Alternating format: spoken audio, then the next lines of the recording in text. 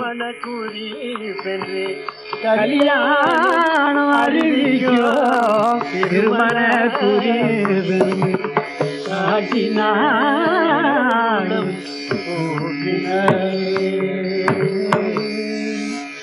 இந்த வில்ல வளைக்கிற வாழைக்கு சீதையை கொடுக்கறதுன்னு சுயமரம் வச்சிருக்கார் ராமா. ஜனக மகாராஜா யாகம் பண்றார். அதோட அத்புதம் தனுரத்னம் தத்ரத்வம் திரஷ்டுமரிஹசி. அந்த யாகத்துக்காக புறப்பட்டோம். அந்த வில்லை நீ அவசியம் பார்க்கணும். அநேக ராஜாக்கள்லாம் வந்திருக்கா. சீதா சுயமரம் வேற வச்சிருக்க. நீ அந்த வில்லை நீ அவசியம் பார்க்கணும். வில்லாடி ஆனத்தாலே அதுக்காக ஒன்று அழிச்சு வரேன். கதை அந்த கதையை சொல்லிக்கிட்டு முதல் நாள் ராத்திரி வந்து தங்கினார் ஷோனேங்கிற நதிக்கரையில். ராத்திரி தூக்கம் இல்லை.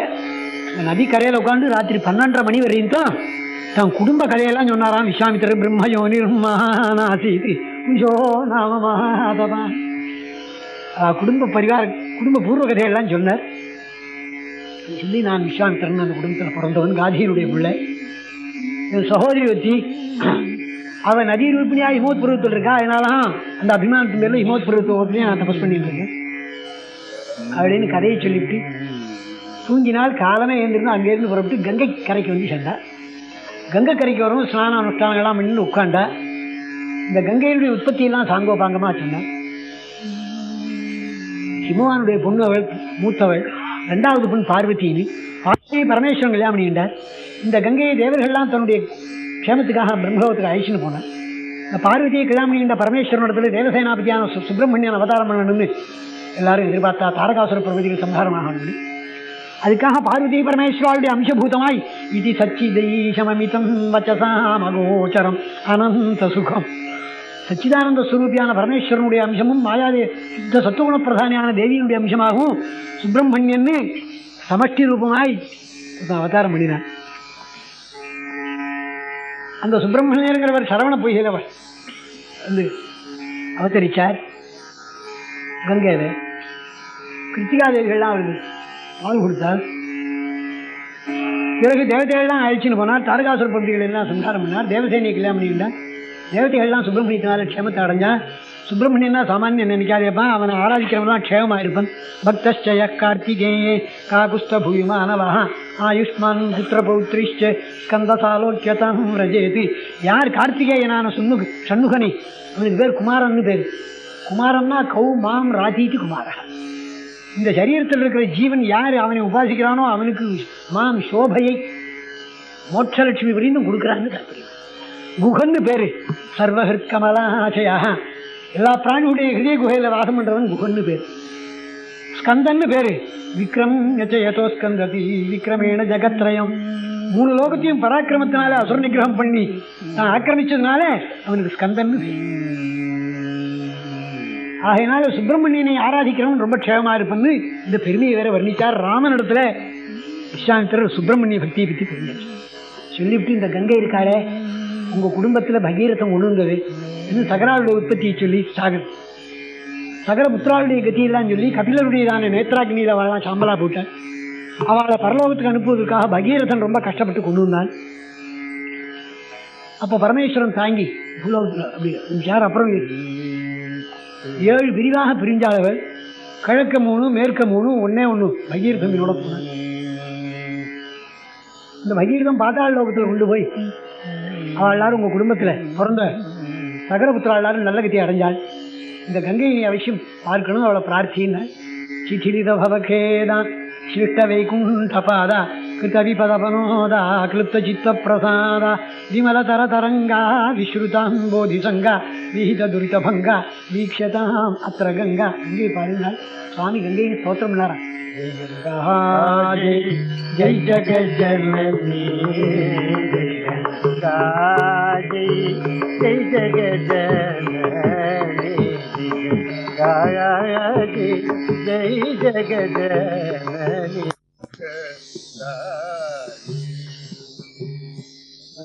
பிரதாபக ஆலகி வரண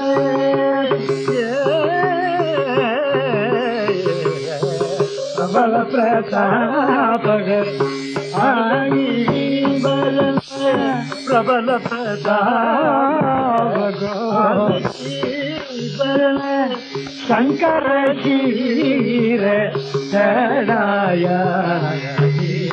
சங்கர சீர தடாய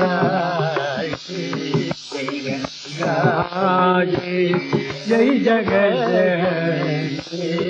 ஜெய் சந்தன சுக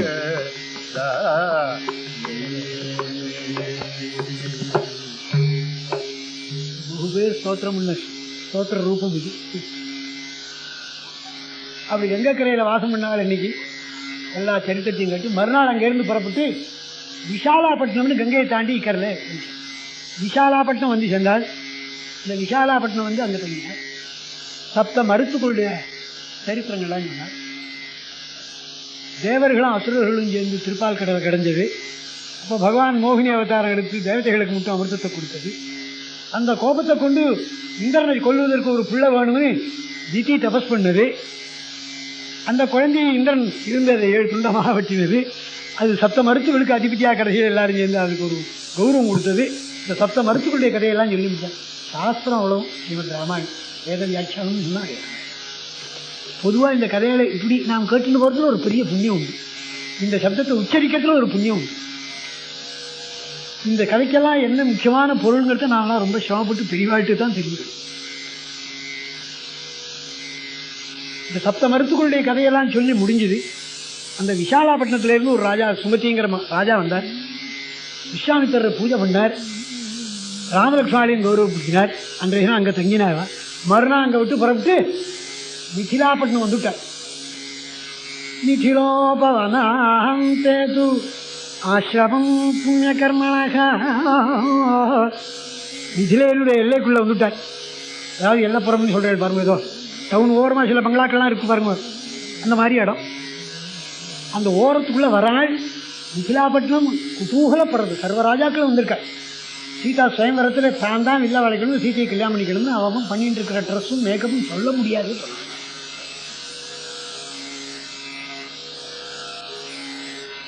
அங்கே வங்க கலிங்க, காஷ்மீரம், நேபாளம், பாஞ்சாலம், ஆந்திரம், திராவிடம், கர்நாடகம் சர்வ ராஜாக்களும் வந்திருக்கேன்.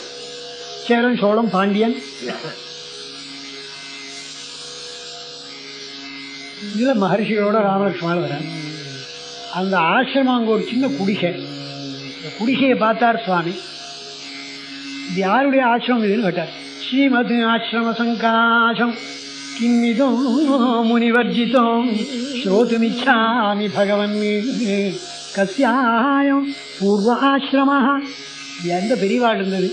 இது ஜன நடமாட்டத்தை காணுமே, ஈ எறும்பு கூட உத்தரம் காணும். ஆனால் அழகாக இருக்கே இது. ஒரு 2 நாள் வீட்டில் உத்தரம் இல்லைன்னா ஒரு ஒட்டடை பிரமாதப்பட்டு போடுமே. இந்த ஆசிரமம் பார்ப்பதற்கு அழகாகவும் இருக்குது, ஒரு ஜன நடமாட்டத்தையும் காணவே. இது என்ன விசேஷம் இல்லை. அவர் சொன்னார், ராமா இது கௌதமருடைய ஆசிரமம். அகல்யங்கிற பத்தினியோடு இருந்தார் இங்கே. அந்த அகல்யை கல்யாணம் பண்ணிக்கணும்னு எல்லா தேவதைகளுமே ஆசைப்பட்டார். அது சுருக்கமாக சொல்லிடும். இத்தனை புராணாந்தரங்கள் இருக்குது. பிரம்மா அகல்யன்னு ஒரு துமிச்சி இது சொல்லிட்டார். அகல்யங்கிற பெண்ணை சிருஷ்டித்தார். ரொம்ப அழகில் சிறந்தவள்.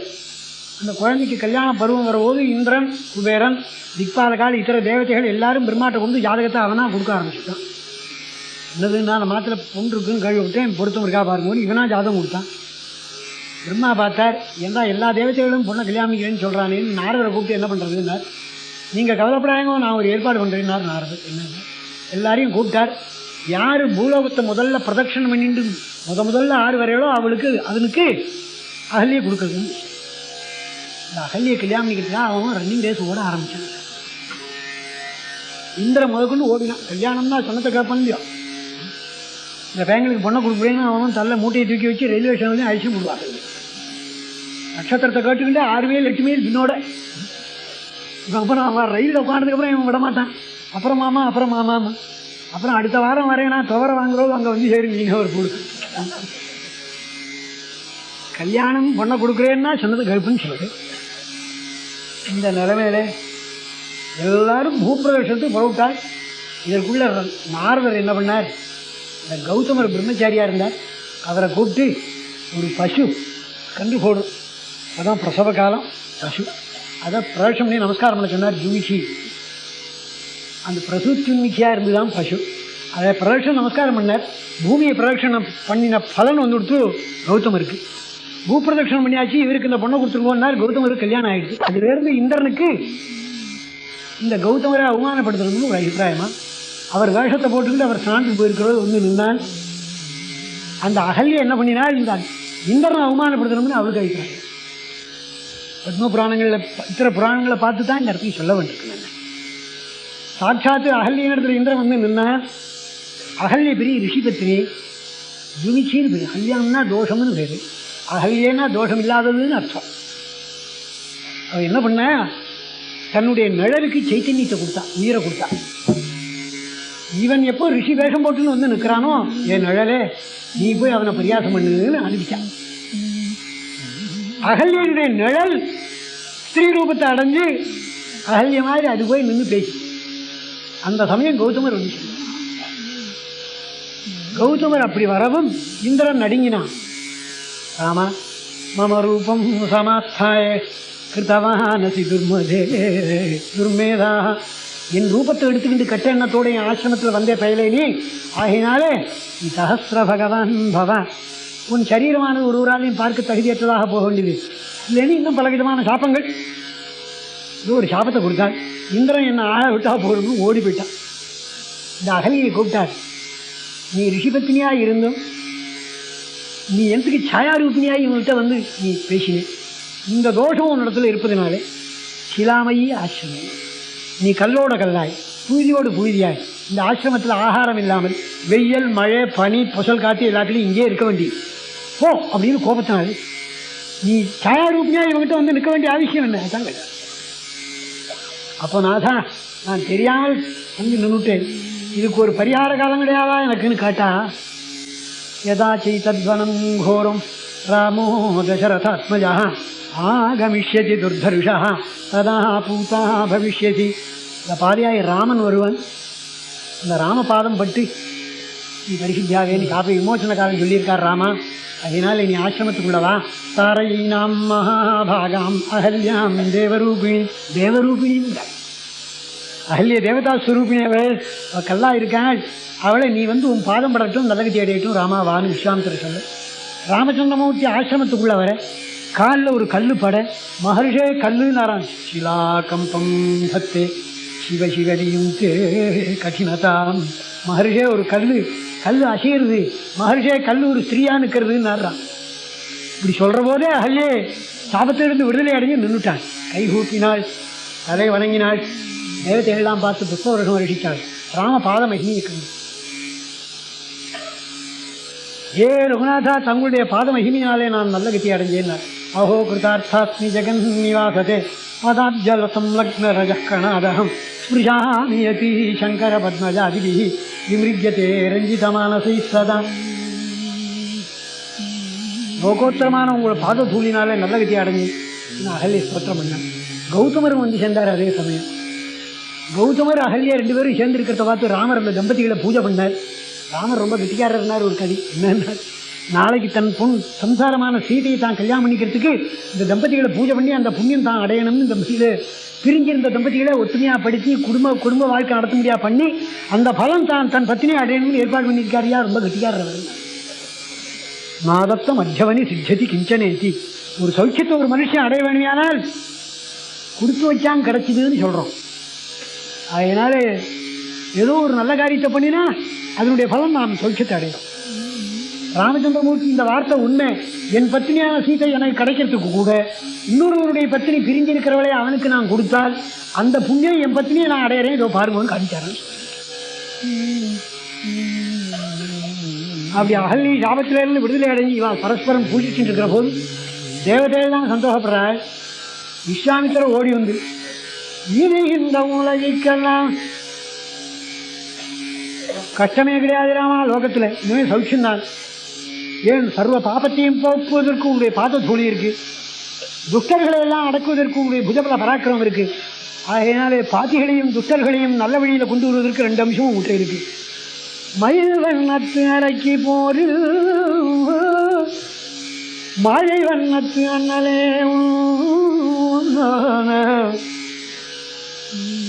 கை வந்தவன் அங்கு கண்ட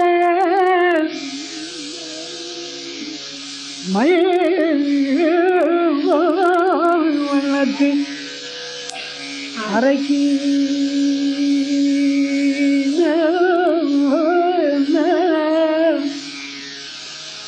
மயில்வண்ணக்கரைக்கு போது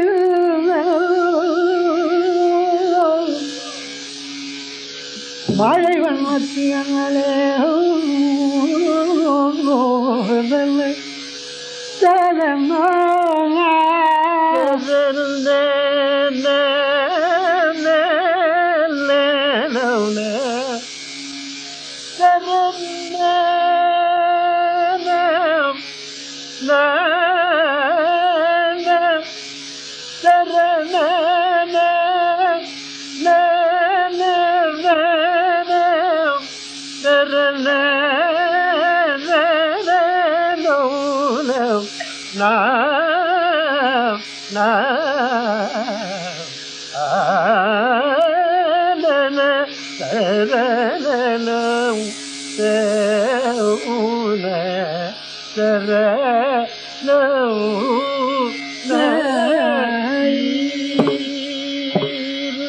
மழை வண்ணத்தினே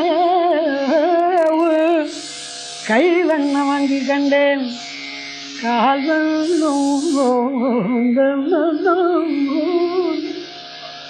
சாதகை முதலான துஷ்டர்களை அடக்கி லோகத்துக்கு க்ஷேமத்தை கொடுத்த விஷயத்திலும் புஜபல பராக்கிரமத்தை பார்த்தேன்.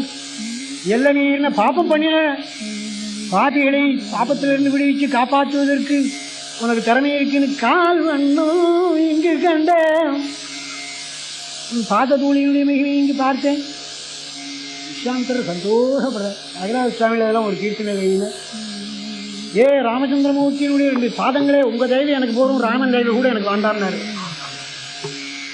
ஸ்ரீராம பாதமானி கிருப சாருணே ஸ்ரீராம பாதமானி கிருப சாருணே ஸ்ரீராம பாதமானி கிருப சாருணே ஸ்ரீராம பாதமானி கிருப சாருணே ஸ்ரீராம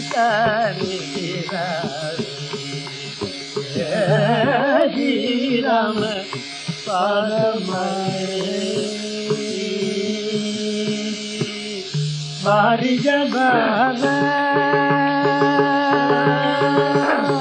பாரிஜ பாத நந்தன பாரிஜ பாத கனக நந்தன பாரிஜ பாத கனக நந்தன பாதவாதி நரது ಎಲ್ಲವೂ ನೀಗೆ ಮಾತಾಡಿಲೆಲ್ಲವೂ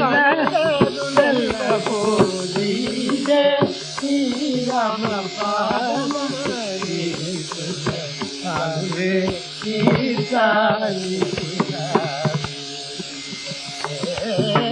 ಶ್ರೀರಾಮ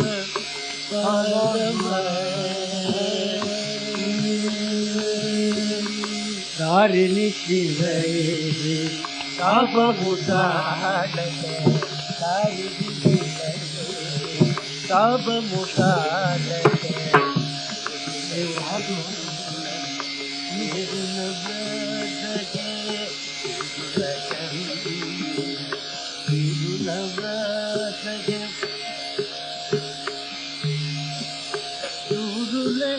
గజలు గజలు రుచి ప్రతీరా గజలు రుచి ప్రతీరా దారిని గలు జయద జాగరాజ జయమ శ్రీరామ పాదమని దానునే గీతాని శ్రీరామ పదమం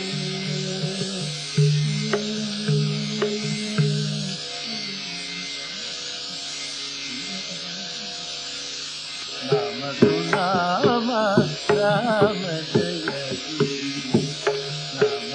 నామ అమర వినుత పద అమిత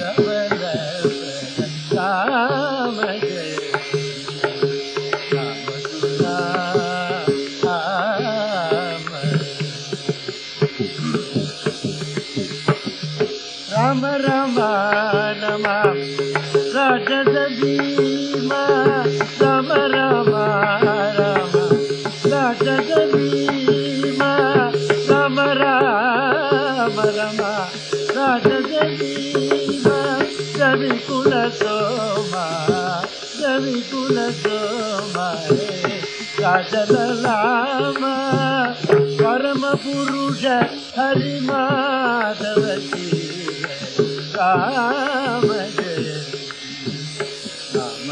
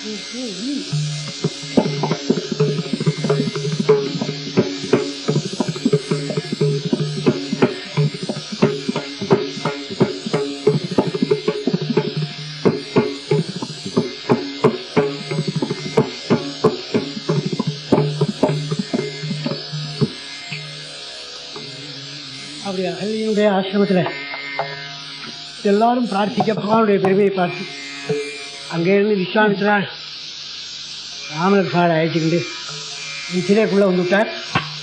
சர்வ ராஜாக்கள் வந்திருக்கார். ஊர்தி அலங்காரம் பண்ணிட்டு இருக்கார். வச்சா அலங்காரம் பண்ணியிருக்கார். ஏராளமான ஜனங்கள் சுயம்பரத்தை பார்க்கறதுக்கு வந்திருக்கார். மகர்ஷிகள்லாம் யாகத்துக்காக வந்திருக்கார். எல்லா ராஜாக்களும் வந்திருக்காருன்னு சொன்னோம். இதில் மகர்ஷிகள் தங்கின இடத்துல விஸ்வாமித்திரர் வந்து ஒரு இடத்துல தங்கினார். ஜனக மகாராஜா கேள்விப்பட்டார் விஸ்வாமித்திரர் வந்திருக்காரு. சதானந்தங்கிற புரோஹிதர் ஆயிடுச்சுன்னு அவர் எதிர்கொண்டு அழிச்சுக்காரு. விஸ்வாமித்திரருக்கு நமஸ்காரம் பண்ணி பெரியவாள் வந்தேன் பாக்கியம். அஜ்ய யஜ்ய சமிர்திர்மே சபலா தெய்வத்தை கிருதான். என் யாகமே பூர்த்தியாச்சு நாங்கள் வந்ததுனால ரொம்ப சந்தோஷம். இந்த குழந்தைகள் யாரு இங்கேருந்து அழிச்சு வரே மகாபுருஷாலா தோன்றது. காதிமு மகர்ஷே கமனீய ரூபோ கரகலித சரோ நிஷிதபாணாலங்கிருதூ நிఖில வித்யா பிரவீணோ மனோகர காகபக்ஷு குண்டரீகாட்சூ மந்தஸ்மித மனோகர வதனாரவிந்தேன சர்வசந்தாபசமனோ சமுதஞ்சித ரூபலாவண்யஜாலினோ நிம்னமாபி வலித்தய அலங்கிருதோதரு ஜகத்ரக்ஷண கிருதாதரு பத்மாருண சுகுமாரச்சரணு தபனீய கிருதாபரணு அந்யோன்யானுரூப பாவச்சேஷ்டிதயுதௌ சந்திரசூர்யாதினா தேசமிமம் விகததமசம் குர்வந்து மனுஷ்யநாட்யமனுகுர்வந்து பகவந்தா யகாந்தோ. மகாபுருஷால் ஆறு சந்திரசூரியால் போல் இருக்காள். சிம்மம் போல் பார்க்கிறாள். விருஷபம் போல் நடக்கிறாள். மற்ற கஜம் போல் நடக்கிறாள். அஸ்வினி தேவதைகள் மாதிரி அழகா இருக்காளே. இமோ குமாரோ பத்ரம் தே தேவதுல்ல பராக்கிரமோ. ஒருத்தருக்கு உபமானமா சொல்லணும். அப்படி அவளுக்கு இணையான லட்சண புருஷால் வேற இருக்க மாட்டாள்னு தோன்றது. சூரியனும் சந்திரனும் இருக்கிற இடத்துல எப்படி இருட்டு விலகுமோ அப்படி மகாபுருஷால் இருக்கிற இடத்துல அறியாத்தனங்கிற இருட்டே இருக்காதுன்னு தோன்றதே வாழாரு. இப்படி திருப்பி திருப்பி வர்ணிக்கிற போது ஜனக மகாராஜாவை பார்த்து விஸ்வாமித்திரர், ஓய் நீர் வெறுமனே அந்த பிள்ளைகளை பார்க்காதீங்க. அவள் அப்பா 1008 ஆட்சேபனை பண்ணி தசரதன் அனுப்பிச்சிருக்கான். அவன் சிங்கம் மாதிரி இருக்கான், புலி மாதிரி இருக்கான், யானை போல் இருக்கான், மன்மதன் மாதிரி இருக்கான்னு வர்ணிக்கிறேன். ராஜதிருஷ்டி விழப்போது அந்த குழந்தைகளை சௌகரியமாக ஊரில் கொண்டானா விட்டாகணும்னு அந்த பக்கம் பாருன்னு வராங்க. பத்ரன் சே திருஷ்டி தோஷமெல்லாம் இல்லாமல் இருக்கு. அப்போ சொன்னாலாம், தசரதகுமாராப்பா உன் வில்ல பார்க்கணும்னு அழைச்சிட்டு வந்திருக்கேன். நாடகாவதம் ஆகிடுச்சு, யாகரட்சணங்கள்லாம் ஆச்சு, கதையெல்லாம் சொல்லி தசரதகுமாரா ராமலட்சுமணன் இருக்காங்க. பரம சந்தோஷம் ஜனகருக்கு. நாளை காலமே யாகசாலைக்கு வாங்குவோம், அப்படியே சுயம்பர மண்டபத்துக்கு அழைச்சின்னு வாங்க, வேஷா பார்க்கட்டும்னா சந்தோஷம். ராமலட்சுமணன் தங்கியிருக்கிற வாசலில், யாக வாசலில் வந்து அண்ணன் 2 பேரும் உட்காண்டா. ரிஷி ஆசிரமத்தில் ஊரே அங்கே வந்து கூடி போயிடுச்சு. ஒரே கூட்டம் பகவானுடைய அழகை பார்த்து, அதாவது நகரணுமே பார்த்து அழுக்கல்ல பார்த்துட்டு இருக்கு. என்ன அது ஒரு அதிசயம், நியாயம்தானே? எது நியாயமோ அந்த நியாயத்துக்காக அவ்வளோ ஜனங்களும் கூடியிருந்தாங்க. சாதாரணமாக செவத்தில் எழுதி இருக்கிற சில பொம்மையை பார்த்துட்டு சில பெரியவாமா கொண்டு நிற்கிறார். சுவாமியை பார்த்து நிற்கப்படாத, என்ன அருகே இங்கே நிற்கிறேன்னு பெரியவாளை காட்ட, இன்னும் சேரான் அவனுக்கா இவர் நிற்கிறாருன்னு தெரியல.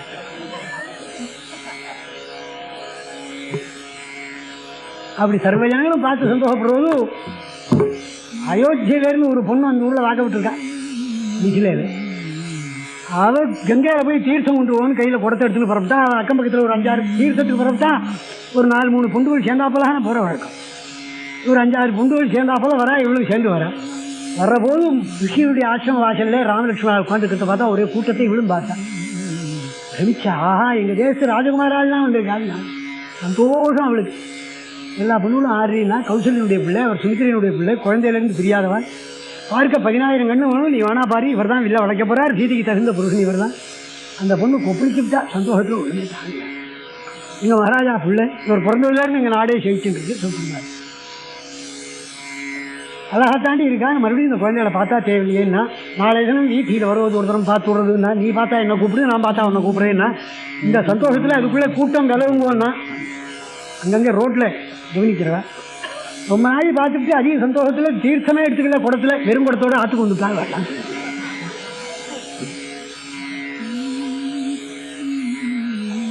மறுநாள் காலமே ராஜராஜாக்கெல்லாம் அலங்காரம் பண்ணிக்கிண்டு கல்யாண மண்டபத்துக்கு வரா, சுயம்பர மண்டபத்துக்கு. ஒவ்வொரு ராஜாக்களும் ஒரு அலங்காரம் பண்ணி ரதத்திலையும் குதிரையிலையும் யானையிலையும் வர, எல்லாரையும் பார்த்து ஸ்ரீஜனங்கள் வேடிக்கையாக பார்க்குறேன். சுவாமி வீழ்ச்சியில் வர்றபோது ஸ்ரீஜனங்கள் வந்து வேடிக்கை பார்த்தாங்கிறது 2 புராணத்தில் தான் விசேஷமாக வர்ணிச்சிருக்கேன். ஸ்ரீமத் பாகவதத்தில் தசமஸ்கந்தத்தில் மதுரைக்குள்ளே கிருஷ்ண பரமாத்மா வருவது ஒரு வர்ணனை. அதே மாதிரி ஆலாசிய க்ஷேத்திரத்தில் தட்டாத்தகியினுடைய கல்யாணத்துக்காக ஸ்ரீ சுந்தரேஸ்வரம் பகவான் மகாலட்சண புருஷனாய் அலங்காரம் பண்ணிட்டு வீச்சியில் வருவது புண்டுகள் அப்படி வந்தாலும் இதைத்தான் எடுத்து நாங்கள்லாம் ஏதாவது உபயோகப்படுத்துகிற வழக்கம் இல்லை. ஆனால் இந்த இடத்துல எல்லாரும் ஒன்று நினைக்கலாம், எந்த புராணத்திலையும் வீச்சியில் பகவான் வருவது ஸ்திரீ ஜனங்கள் எல்லாம் மாடியில் வந்து பார்த்தான்னு வர்ணித்தேன். என் புமான்கள் பார்த்ததா வர்ணிக்கப்படாதா? சாதாரணமாக நினைக்கலாம் இல்லையா? என் புருஷால் வந்து பார்க்கப்படாதா? பார்க்கலையா? ஒரு புருஷன் ஓடி வந்து பார்த்தான்னு ஒன்று ஒரு இடத்துல சொல்லப்படாதான்னு கோயிப்பான். மகா புராணத்தில் இதனை வியாசப்பிரபுதியான மகிழ்ச்சியுடைய அபிப்பிராயம் என்னன்னா, ஸ்திரீ பிராயம் அகிலம் ஜெகத்து, எல்லாரையுமே ஸ்திரீயாவே வச்சவா வர்ணிச்சு விட்டாரு. பகவானை மட்டும் புருஷோத்தமனா வச்சு பாக்கி அவ்வளோ பேரே ஸ்திரீ பிராயம் அகிலம் ஜெகத்து. அது ஒன்றும் தோஷம் இல்லை வாசனத்தில். என்னால் ஒருத்தரும் சாப்பப்படவும் வேண்டாம். இருந்தாலும் ஏதோ ஒரு மாதிரி வர்ணனைக்கு வரத்தை தவிர வேறு. இப்படி வீட்டில் சுவாமி வரார். ராமலட்சுமணால் மாடியிலேருந்து ஒரு அம்மா பார்த்தா சுவாமி. ராமலட்சுமணன் முதல்ல பார்த்துவாங்க. அங்கேருந்து ஒரு சத்தம் போட்டால் அடுத்தாத்துல இருக்கிற தோழியை நந்த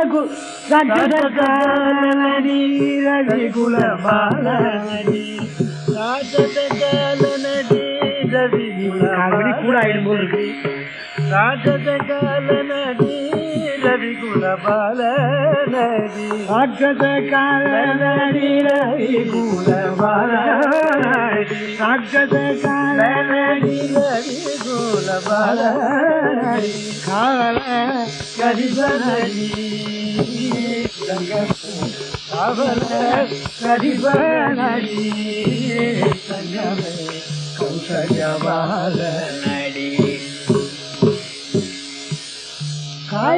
காயம்புவல்லடி கஞ்சதள கண்ணாடி காயம்புவல்லடி கஞ்சதள கண்ணாடி காயம்புவல்லடி கஞ்சதள கண்ணாடி காயம்புவல்லடி கஞ்சதள கண்ணாடி சுந்திர காயனடி சுந்திர காயனடி ராஜனே ஜனடி ராஜர காலனடி ரவிகுலபால ராஜர காலனடி ரவிகுலபால அவலகே அரிபனே கவலகே அரிபனடி தங்கமே கௌசல்யா பாலனே தங்கமே கௌசல்யா பாலனே. இந்த அம்மா அடுத்தாத்துல இருக்கிற தோழியே ராமன் வந்துட்டான்னு தெரியா. அந்த அம்மா அப்பதான் ஸ்நானம் பண்ணிவிட்டு நகை பொட்டி எடுத்துக்கிட்ட வச்சுட்டு ட்ரெஸ் பண்ணிக்கிட்டு அலங்காரம் பண்ணி நகையை போட்டுக்கிட்டு நிற்கிறான். பொட்டி திறந்தா அது ராமலட்சுமணா வந்துட்டா, சீக்கிரமா வான்னு சத்தம் கட்டி இதோ வந்துட்டேன்டின்னா இந்த அம்மா அவசரத்தில் அந்த உத்தியானத்தை தூக்கி செயினாக்குன்னு கயிற்றுல போட்டுருந்தாங்க. அந்த காது கம்மலை தூக்கி மோதிரமாக்குன்னு விரல போட்டுக்கிறா. ஒன்றும் ஒத்துமையா வரல. இது ஒன்றும் இப்போ வேண்டாம் அப்படின்னு ஏனோ அனங்கனி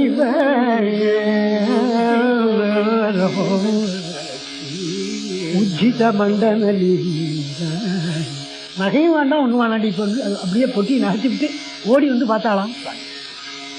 அந்த வீட்டுக்கு அடுத்தாப்புல ஒரு அம்மா காப்பி மதுரதிகம். அந்த வீட்டுக்காரர் ரொம்ப கெட்டிக்காரர். அந்த அம்மா சீக்கிரமா அந்த படி ஏறி இறங்கிறதுக்காக தனிச்ச முறையில் ஒரு படி போட்டு 7 படி போட்டிருக்கார். இப்போ பலாமச்சு இந்த அம்மா அந்த பலாமச்சில் ஏறி ஜன்னலில் வந்து இதை பார்க்கறதுக்குள்ள சுவாமி மேலே வீதி தாண்டி வடக்கு வீதி போய் கீழ் வீதி போய் ஆஸ்தானம் வந்துவிட்டார். இவ்வளவு நாளி ஆயிருக்கு நாடு கவி காப்பி நின்ற அந்த அம்மா ஜன்னல்கிட்ட வந்து பார்த்தா உத்தரம் இல்லை. எதுனா சுவாமி கீழ் வீதி போய் உள்ளே வந்துட்டாருன்னா 20 நிமிஷம் ஆயிருக்கு. அந்த அம்மாளுக்கு இந்த 7 படி ஏறி நின்று என்ன பண்ணுறது? பிரம்மாவை கோச்சிருந்தாலாம் அந்த அம்மா கவி வர்ணிச்சாரு வடிக்க.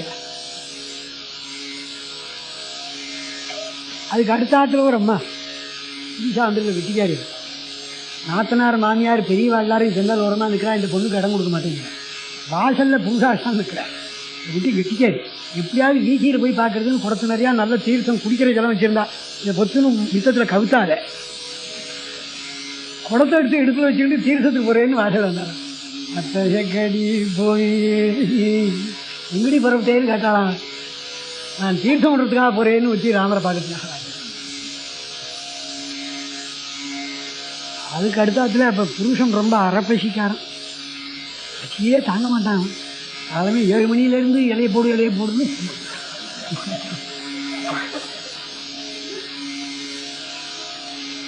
அந்த பொண்ணு இலையை போட்டு பரமாறுறாள்.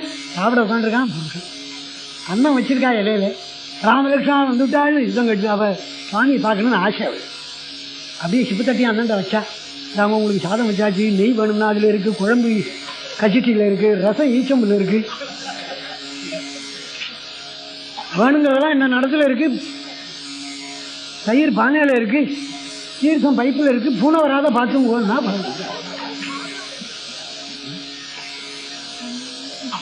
இப்படி அவாவா தன்னை மறந்து சுவாமியை பார்க்க வந்தாலாம். வீட்சம் பிரயாந்தம் இந்த பகவானை பார்த்துட்டு அவனுடைய காலுடைய அழகை பார்த்துவாள், பாதத்தையே பார்த்துட்டு இருந்தான். அந்த கையினுடைய சோகையை பார்த்துவாள், கையையே பார்த்தான். அந்த முகத்தினுடைய அழகை பார்த்துவாள், அதையே கவனிச்சாலாம். ஒவ்வொருவரும் ராமச்சந்திரமூர்த்தியினுடைய பரிபூர்ண அழகை பார்த்து சந்தோஷப்படலை. ஏகதேசம் கையினுடைய ஒரு அழகையும், முகத்தினுடைய அழகையும், நடையினுடைய அழகையும், பாதத்தினுடைய அழகையுமே கண்டு சந்தோஷப்பட்டாள். அதுவே பிரிசம். அது இது போல நாள் எங்கும் அகண்டமாய் உள்ள சச்சிதானந்த ஸ்வரூபியான பிரம்மத்தினுடைய ஸ்வரூபத்தை அநேக மதஸ்தால் அநேக அம்சத்தை எடுத்துக்கிட்டு ஒரு அம்சத்தை எடுத்து ஒவ்வொரு மதக்காரன் எப்படி சந்தோஷப்படுறானோ இப்படி பகவானுடைய ஸ்வரூபத்திலே பாதத்தையும் கையையும் நடையையும் முதுகையும் பார்த்து ஒருத்தர் சந்தோஷப்பட்டு தான் அவள் சந்தோஷமாகி இப்படி எல்லாருக்கும் ஆனந்தத்தை கொடுத்துக்கிட்டு கல்யாண மண்டபத்தை வந்து உட்காண்டார் சுவாமி. சீத்தை மாடியிலேருந்து பார்க்குறா. இதெல்லாம் எங்கள் பாகவத சம்பிரதாயம். இதை ஒரு வாரமாக ராஜாக்கெல்லாம் ஊருக்கு வந்துருக்கான், எல்லாம் கேள்விப்பட்டான். சீத்தை ஜன்னல் வழியாக பார்க்கலாம், நாம் உட்காந்துட்டு தெரியுமாம்னு உட்காண்டத்துலேருந்து ஒருத்தம் கன்னத்தில் ஒன்றுமில்லை வெறும்னா தொடச்சிக்கிட்டே இருக்கணும். ஒருத்தன் கடுக்கனையே தொடக்கிறான், ஒருத்தன் எரிக்க வேட்டி பிரட்டி பிரட்டி பிரட்டி போட்டுருக்கேன். ஆனால் சீத்தை பார்க்கணுமா, கிரணி கீழே ஊந்துணுமா. சீதை அங்கேருந்து பார்க்கிறார். ஒவ்வொரு ராஜாக்களையும் கேட்டி சொல்கிறார்.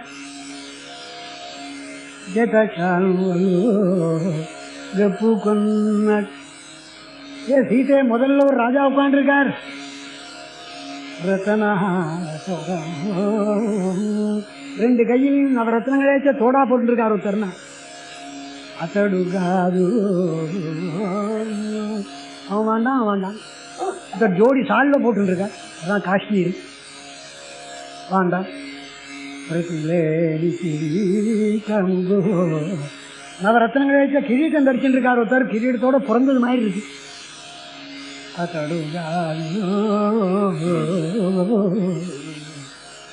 அவனை தள்ளி இல்லை வளைக்கிற யோகிதா இருக்கா சொல்லுடின்னா மோதிரம் போட்டுன்னு இருக்கான், கிரீடம் வச்சுட்டு இருக்கான்னு இன்னமும் சொல்லிட்டு இருக்கு. அடுத்தாப்புல ஒரு ராஜா தண்டுமே, ஒரு ராஜா தண்டில் சாஞ்சிட்டு இருக்கா. அதை வர்ணிக்கிறான். சாஞ்சிக்கிறதுக்கு ஒரு தலாணி ரொம்ப அழகாக வெல்வெட்டில் பண்ணியிருக்கார் சீத்தை. அவர் சாஞ்சிட்டு இருக்கிறதே ஒரு அழகாக இருக்குது.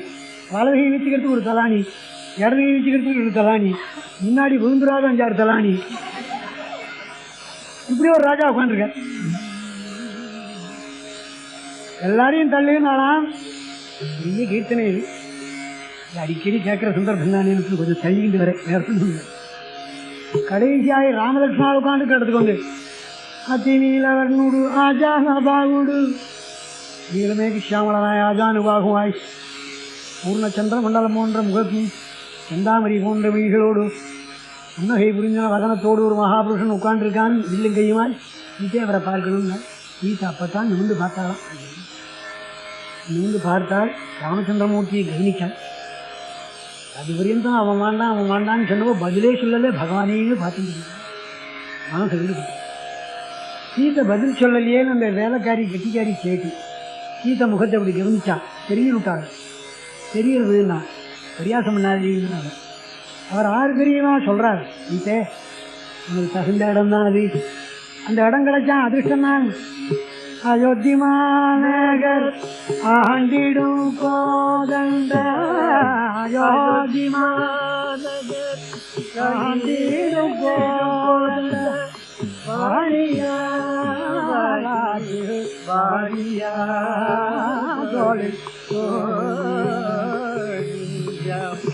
அயோத்தி மாநகர் ஆண்டிடும் கோதண்ட, வாழியா வாழியா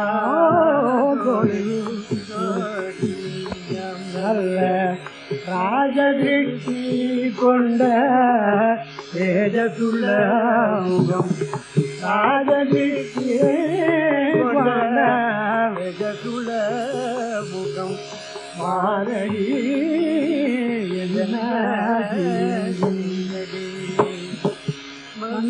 மந்தலாட்டமான செந்தாமரிகணர், மதகாதமான செந்தாமரிகணர், ராமனை வர ஜீவனை ராமனை கண்டே மங்கை சீதை தனகே அங்கம் மங்கை சீதை தனகே அங்கம் குளிர நாளினாய் வெற்றியே கோயில்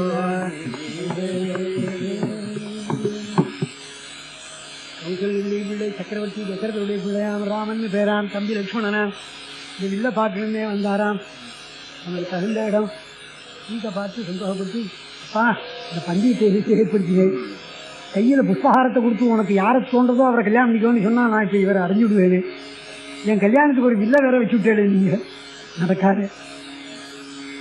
ஏ அம்பிகை துர்கை இவர் இப்படியாவது வில்ல வளைக்கணும், நான் இவரை அடையணும்னு துர்கை அம்பாவை பிரார்த்திச்சுட்டா சொல்லிட்டேன். சதஸில் எல்லாரும் வந்துவிட்டாள். மகாராஜா ஜனகரும் வந்தாச்சு. இந்த சமயம் ஆனந்த ராமாயணத்தில் கதைகள் இருக்க. ராவணன் வந்து சொன்னானா, இவன் ராமாயணம் ஆனந்த ராமாயணத்தில் இருக்கு. பிரகஸ்தன்கிற மந்திரியோட அவன் எங்கேயோ சுற்றிட்டு என்னடா கூட்டம்னா பாப்பமே நான் தான் வரணும் உள்ள வந்துட்டான். ராவணன் உள்ள வரவும் இந்த என்ட்ரன்ஸ்ல இருந்து ராஜாக்களுக்கு 3 ரோவா சீட் அரேஞ்ச் பண்ணியிருக்கான். இந்த கோடியில் இருக்கிற ராஜாக்கள்லாம் ராவணன் வரத்தை பார்த்தான். 10 தலை 20 கையோட மகாசூரன். அவன் நடுநடுங்கி போய் சேரோடு வீசி விட்டான்.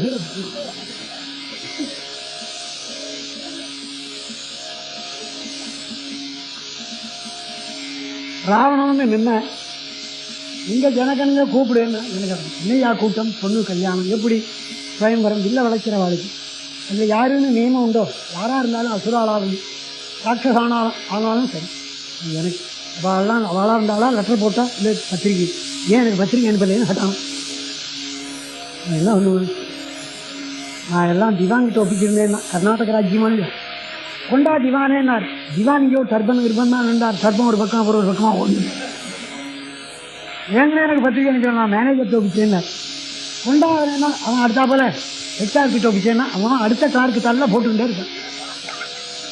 இது கடைசியா 10 விராகல்ல 6 மாதம் ஆக்டிங் ஒரு பையன் அவன் தள்ள போட்டான். எல்லாருமே அவன் தான் பத்திரிக்கை அனுப்பிச்சான். அவங்களுக்கு அனுப்ப வேண்டிய பொறுப்பும் அவனுக்கு. கொண்டாவனே என்ன நிறைய சூரன், கை நிறையா இங்கு 5-6 பவுன் பேனாயும் கையில் வச்சுக்கிட்டு பத்திரிக்கையில் ஒரு 7 வச்சுக்கிட்டு மகாராஜுங்கிறான். என்னடா ஏன்டா அனுப்பலைன்னா, உங்கள் அட்ரஸை ஒழுங்காக சொல்கிறவனே இல்லை, பெரிய இடம், அபச்சாரமாக ஒன்றும் எழுதிப்படப்படாதுன்னு நடிக்கிட்டு இருக்கேன். இன்னும் அவருக்கு பெருமை தெரிஞ்சவாளா ஒருத்தரும் கள்ளப்படலை, இப்போ சொன்னால் எழுதி கொடுத்துட்றேன்னு நாங்கள்.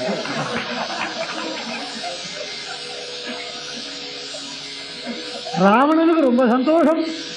இந்த பின்னோட வந்திருந்த பிரகஸ்த மந்திரியை கூப்பிட்டான். மந்திரின்னு நான் என்னென்ன நம்ம கௌரவம் தெரிஞ்ச பையன் இவன் ஒருத்தன் தான்.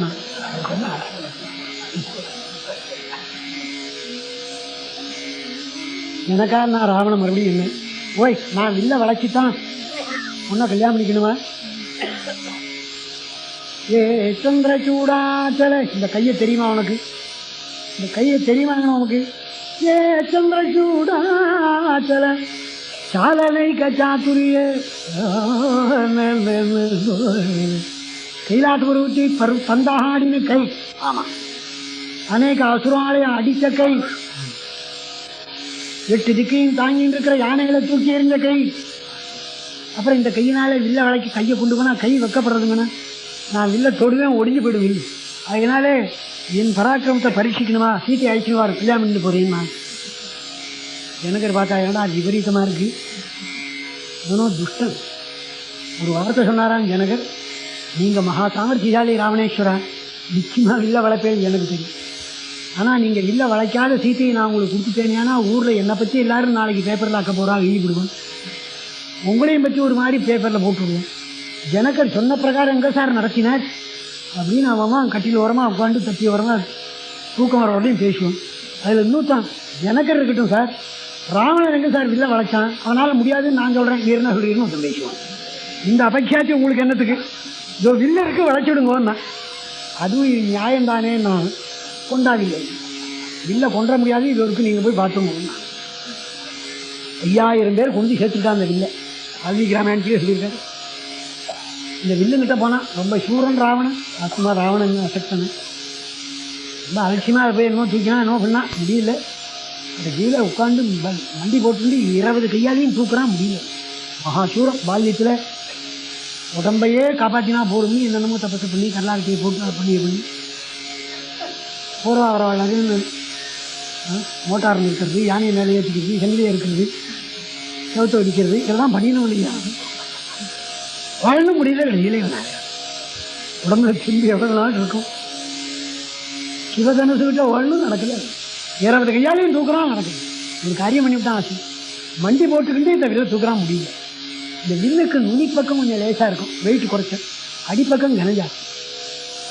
எப்போதும் நுனிப்பக்கத்தை உசர வச்சு தான் அதிலேருந்து ஒரு செயின் தொங்கும். அந்த செயினை கீழே ஒரு கொக்கி இருக்கும், அதில் எடுத்து மாட்டாங்க. பலகீனாக இருக்கிறவங்க மாட்டினானே பாதியில் இவனை தூக்கி அடிச்சு விடும். சில பையங்க ஜகதை போட்ட கணத்தில் இடத்துல ஆற்றுக்கிற மாதிரி இப்படி ஆகிடும். இவன் என்ன பண்ணினா இந்த நுனி வில்லனுடைய நுனி பக்கத்தை 20 கையும் கொடுத்து அப்படி ஒரு தடவை மூச்சு அடக்கி அப்படி தூக்கினான். அது ஒரு கஜம் அப்படி ஒசர வந்தது.